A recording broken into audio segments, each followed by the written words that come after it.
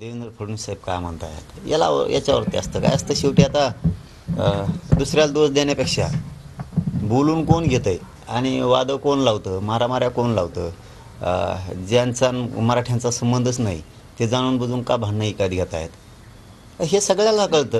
त्यांच्याही समाजाला कळतं, ओबीसींना कळतं, बाराबलुतेदारांना कळतं, सगळ्यालाच कळतं. त्यामुळे ती आपलं स्पर्धच नाही आहे, ती स्पर्धकच नाही. पाटील साहेब हाके सुरुवातीपासून तुम्हाला आणि मराठा समाजाला पाहिजे त्या पातळीवर जाऊन बोलले, तुम्ही मात्र त्यांना काही टीका करत नाही, त्यांच्यावर काहीच विरोधात बोलत नाही. हे बघा, आपण काय सांगितलं तुम्हाला की शेवटी करता करविता छगन भुजबळ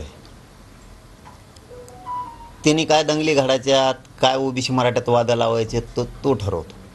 कोणी कुठं बसायचं, कोणी कुठं उठायचं हे तो ठरवतो सगळं.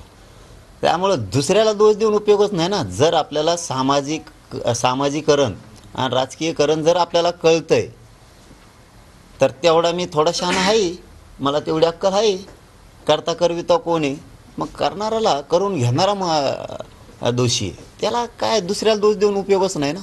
आणि त्यांच्याही समाजाला कळतं, सगळ्याच जनतेला कळतं राज्यातल्या की जिथं मराठ्यांचं आरक्षणच नाही आहे, ते एस टीत मागतच नाहीत किंवा ते NT VJNTमध्ये मागतच नाहीत, आणि जिथं धक्काच लागत नाही ते लोक विरोधात काम करतात, हे जनतेला कळतं आहे.